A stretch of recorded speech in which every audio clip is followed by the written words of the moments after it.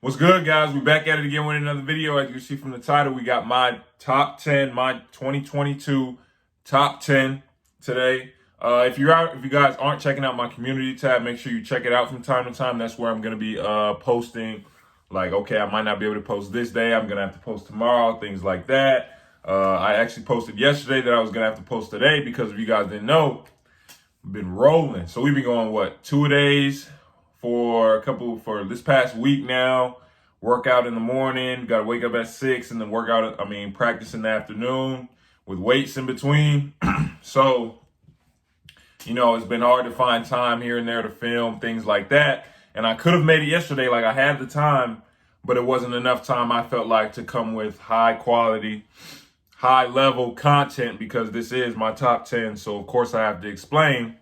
And another thing, when we get into it, I'm not about to start at 10 and count back up because when I watch top 10s, any top 10 that I ever watch or go look up, most of the time I'm going to look at number 1 first, then I'm going to come back and then I'll watch the middle. So we're just going to start at 1 and go all the way down. I got my notebook today because I'm explaining why, so y'all can't just be on here, oh, you just saying that for no reason. No, I have reasons and I have notes and all that. All right, so let's go.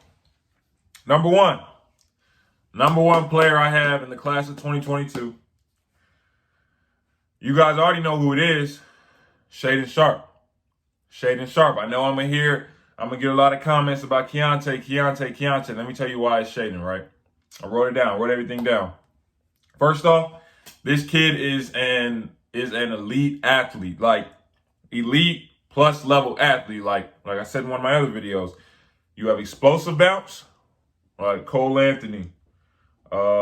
Can't really think of any other players. But then there's bouncy, like float bounce, which is Derrick Jones Jr., DJ Stephens, if you know who that is. Him, the type of bounce where it just seems like Aaron Gordon has bounced like this. You just jump and it seems like they just float forever, right? Zach LaVine, right? Players like that. He has that. It just looks so fluid, so simple. This dude is an elite athlete, and on the other side of that, he's a bucket. Complete three-level score. As I said in the video, like, this dude plays at his own pace. He plays at his own pace. What else did we say? Plays at his own pace. He scores everywhere on the court, right? So it's not just set jumpers. He's doing sidestep. He's doing fadeaways. He's getting on the post. He got post game, turnaround fades, everything like that. And one of the biggest parts that I talk about is he's listed as a shooting guard, but he has handle. So this dude can not only be a shooting guard, he can be a primary ball handler at times because nothing speeds him up. If you guys go watch that breakdown, nothing speeds him up. I even said, like, he come down, hi, mom, pull up, knock down. Like, it's that easy, right? Like, it's that easy. He's my number 1. Number 2, we got Keante, right? Now, like I said, Shaedon is a 3-level scorer. So is Keante, but it's a little different, right? Keante is more of like a microwave scorer, right? So in the breakdown we did, the first one, it wasn't the greatest game, but in the second game that we did, I think he started off slow. First half wasn't really making shots, things like that. He comes out second half, bucket. So he a microwave scorer, right? So he's the type of player you let him get hot, and it can get ugly fast. Actually, in that game, they were down most of the game. All of a sudden, he catches fire second half, and it's over with. Also, he's more of a set shooter, so he's gonna be one of those players that he's gonna run off pin downs, he's gonna run off flares, things like that. That's not to take away from the fact that he can go get one. He got bagged, right? So he can go get one when he needs to. Now he doesn't have the handle, so it's not as, you know what I'm saying, but he can still take you one-on-one, go get a bucket, things like that. Also on defense, Keante's pretty good on defense, right? So there would be lapses at times, but he also showed that he can move his feet. He has good anticipation on the defensive end, knows where to be, is always really in the right spot, so he got a lot of steals. So yeah, he's number 2, Shaedon number 1, right? Number 3, we got Dereck Lively, right? Now, some people would think I would have put him number 1 simply because I was a defender first over offense, and he's just like that. But no, we got him at 3. Again, like I say all the time, 7-footers, the one thing you can't teach, the one thing you cannot teach is size, right? So he's a 7-footer who's a shot blocker. And not to mention, this dude is a great athlete, an oop threat, things like that. And he can hit the three. So you're going to see it. Like, even as you guys are going to start to grow up, check these rankings, start to look at these rankings, and you're going to see a pattern, right? If you get a 7-footer who can hit, they don't even have to shoot it well. If you have a 7-footer that can hit 1-3 in a game, if they play one game, if they're 7 feet tall and they hit 1-3 and they catch a lob and they get a block, they're probably going to be ranked top 10 simply because of potential what these guys are going to be like. So for him, he's going to be like one of those DeAndre Jordans, Willie Cauley-Stein, like alley-oop threat, shot blocker like Jared Allen. He's going to be like one of those type of players. And as you see, Jared Allen just got 100 M's. So these players are extremely valuable. Rudy, like, they're valuable. They might not be the most flashy, but they're going to help you win games. They're going to help you win championships, right? So he's my number 3. Number 4. Oh, yeah, I forgot to tell y'all. Amari, we're not putting Amari in this simply because I've only caught one game of his, and this was maybe a year ago, right? And it's not fair to him to drop him if I haven't gotten a good feel for him, and it's not fair to other players to raise him over them if I haven't gotten a good feel for him. And he hasn't played in this past AAU season, so it just wouldn't be fair to him. So we're going to leave him out of this top 10. But also, we're going to add, because on the ESPN one, they took Jay Gore out because he took the deal with Overtime Elite, but he's still class of 2022, and this is one of my favorite players in the class of 2022, so I'm keeping him in. Number 4, Jay Gore. Number 4, Jay Gore. This kid, creative scorer, athlete, bucket. Go watch. I want you guys to go watch that breakdown. Watch how you really got all the step back, bucket. And the biggest thing, one of the things that makes him one of my favorite players in this class, this dude got straps. Now, I think I got a comment like a while ago. I think it might have been actually one of the players' family members that he played against on one of my videos. I think it was his breakdown. Somebody that he played against, I think one of their family members commented on my video and was saying like, oh, he got fried and this and that, da-da-da-da-da. Bro, the thing about Jay Gore, one of the things I like about him the most, if he's getting fried, most of the time he's not getting fried. He's locking you down. But let's just say somebody is getting off, he's not running away. Like, this is the type of player that's going to come down, work you, then he getting your best player on the other end, and he's guarding him every single possession. So from what I've seen, like, he got straps. Like, he's locking dudes down. And like I just said, bro, it doesn't matter. He's one of those players you're going to have to prove to me. Like, you're going to have to keep going at me. He's consistent. He's going to keep defending. Like, it doesn't matter to him. So, like, that's why he's one of my favorite players. Shifty, like I said, creative scorer, can shoot the jumper, can finish at the rim, creative with the finishes, all that. Like, two-way player, legitimate two-way player. That's why he's my number 4. Number 5, we got Tariq Whitehead. He just committed to Duke not too long ago. 6'6" wing, league body. As I said, stocky, low-key built like me at 6'6", right? Can handle it. Can make reads out of the pick and roll. That's another thing. He's considered a small forward, but if you go back and watch, he has no problem. And actually, a lot of the times, he's bringing the ball up. He's your primary ball handler.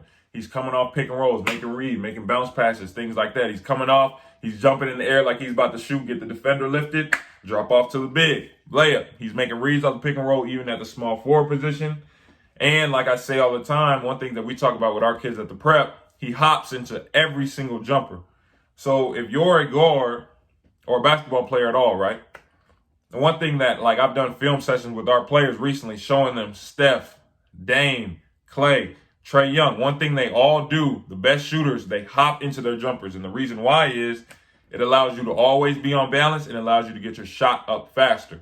And really from anywhere, and you're still going to be on balance, right? So with Tariq, in the video, in his breakdown, as you can see, he can come off, pick and roll, set his feet, gone. He can spin. That's one thing. You can do that too. He spins, sets his feet, hops, gone. And he's on balance every single time, and he can knock that down because he hops into all his jumpers, right? So this dude, another bucket, Pretty good athlete, can finish above the rim, can make reads even at the small forward position. So that's extremely high level. I'm excited to see what he's going to do at Duke. Number 5. All right, number 6. I think he's ranked. This dude is ranked number, I want to say 14 on ESPN. I'm not going for it. I'm not hearing it. It's Chris Livingston. Number 6 is going to be Chris Livingston. Similar to Tariq in terms of height, about 6'6", 6'7", lanky wing, long arms, everything. This dude, like, he got the Bron cosign, right? So like I said in that video, we're not going to be biased because he got the Bron cosign, but he's like that. This dude, again, elite athlete, even at 6'6", 6'7". He gets downhill, you let him get ahead of steam, he's dunking on you, and it's light too. Like, he don't have that. He got that 1 foot easy, like that Zach LaVine, that 1 foot, oh, I'm going off one, and I'm able to cock it back all the way back here, dunking on you. He got that. Now, he is a good shooter. He's not a great shooter because, like I said in his breakdown, he did have a lot of, he made a lot of jumpers, but at the same time, he had some misses that weren't good misses. He'll hit this side of the backboard. He'll hit this side of the backboard. So I don't think his shot is the most consistent, but at the same time, he's streaky, right? So if he gets hot, he can knock it down. If you go look, he in corner threes. He taking dudes off the block, giving them shoulders, turnaround jumper. He got all that. And another thing, again, I'm gonna keep talking about this. Defense. This dude guards, help side blocks in the right place at the right time, getting steals, getting his hands in places. Like, this dude is active, extremely active. Like I said, really the only thing that's keeping him from being higher on my top 10 is that maybe his jumper isn't the most consistent. But other than that, like this dude, like I said, he checks all the boxes. Like, he almost does everything, and he still hits shots. They're just better shot makers in the class, things like that. Turn the page. Number 7. This is a recent player we just did. We got Nick Smith. And like I said in that video, at least with the rankings, a lot of the times there is a lot of recency bias, right? Nick Smith goes against Team Final, who has Jalen Duren, Derek Lively, and drops 31. And I think that, because I think Team Final might have won Peach Jam. I think so. I think that had to be one of the last games of the summer. Dropped 31 against these dudes, and these weren't step backs. These weren't da-da-da. Oh, it wasn't nothing crazy. Like, this dude is scoring in the paint against 2 of the best players in the class during reclass, the 2 of the top 5, right? So he's scoring in the paint. This dude can hit floaters from all over the court, and he can shoot. Like in the video we did, he didn't make a lot of the jumpers, but like I say all the time, coaches aren't letting you take these shots unless you make them, like, pretty consistently, right? So he hit a couple of them, but of course he might take a sidestep here, a bad fadeaway there, things like that. But I can tell, like, this dude is a bucket. But for him, he's a scorer, like a scorer. This is what he does. A hired gun, trained assassin. He just coming out there. He trying to get a bucket. He's not really about to pass a whole lot. You know what I'm saying? He'll be there on the defensive end, but he's not like he's going to go strap somebody up, get your best player, score. Like, he's a scorer. That's what he does. Number 7. Number 8. This is one of my personal favorites, right? Jordan Walsh. 6'7", forward. High motor. And as we get to these last couple, players, one of the things that separated, me, ranking them, how was their motor? Like, were they good, but also did they actually compete? Like, okay, you can get out there and you can be a good scorer, you can do this, and that, but are you competing, like, on the floor, right? You don't even have to. So with him, Jordan Walsh, right? He isn't the most skilled player, but this dude, high motor, nonstop. You go watch the video. This dude is going for every single offensive rebound. He's trying to get it off the glass, and he's relentless trying to finish. And he is an athlete, 2-foot jumper. He's not a 1-foot jumper, but 2 feet. You let him get to 2 feet, he is punching on you. I have, like, to see in that one breakdown, like, this dude to be in the circle. If he gets in that charge circle, it don't matter if you draped on him. He's dunking on you off vert. Like, this dude got bounced like that. Crazy athlete. versatile as well. Like I say, what the trend is, we got a lot of versatile forwards, right? So for him, he's not going to be, the biggest scorer on the team, but he is going to check all the boxes. He's going to defend when you need him to defend. He can handle it when you need him to handle it. He can pass when you need him to pass. You know what I'm saying? He's just not the greatest of shooters, right?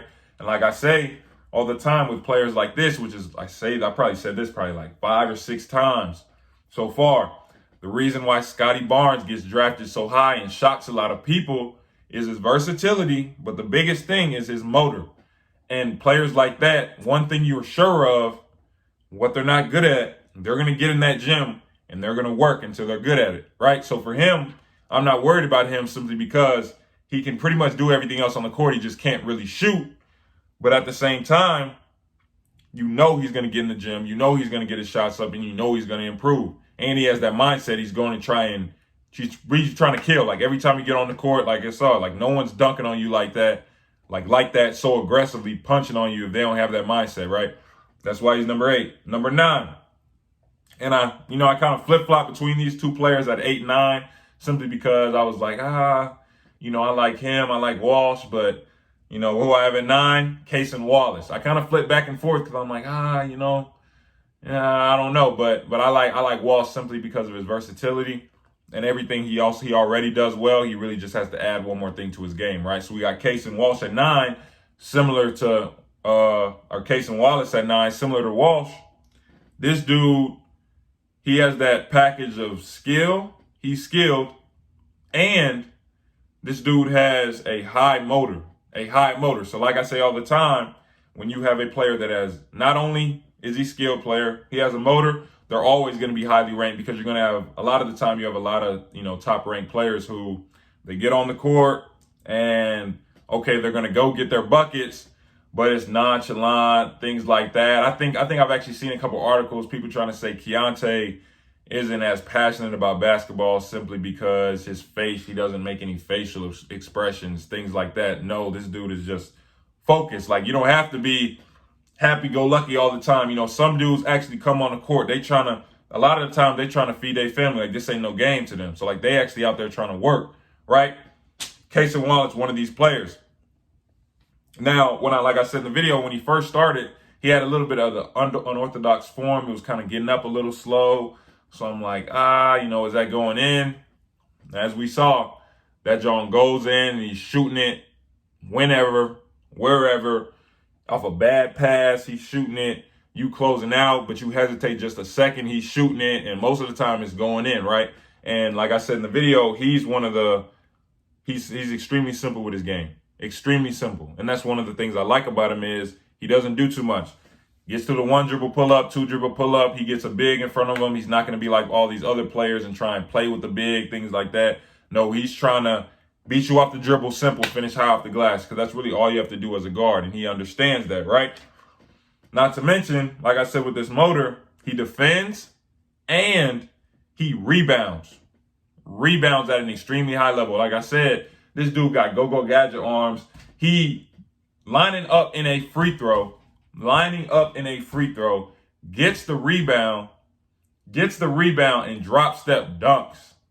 Like, what guards are doing that? Like, that's why I was kind of going back and forth between Wallace and Walsh, because I'm like, bro, nah, Kaysen, like, he relentless, like, he liked that. So, like, I was like, but we had to go to Walsh just because, a lot of these rankings too. This is, for me, it is production, but at the same time, it is potential, right? So a 6'7" forward who's already versatile is going to have a higher ceiling than, a 6'3", 6'2" guard. You know what I'm saying? Except for if they're like, some Dame, something like that, right? Now for number 10, I'm going to be real. I didn't pick a number 10. I didn't pick a number 10 yet, simply because we still got, there's a couple, there's probably 3 or 4 players that y'all didn't comment down that I haven't watched. I watched the Kyle Filipowski. I think I'm saying his last name right. I watched a couple of his clips, but there were like probably about 3 or 4 players at the end that like I got to be fair. I can't just rank 10, but then there's a player at 13 who I never even looked at. Like because I got Dior. I was thinking about putting Dior, but I'm like, bro, I can't put Dior at 10 and not look at these other dudes.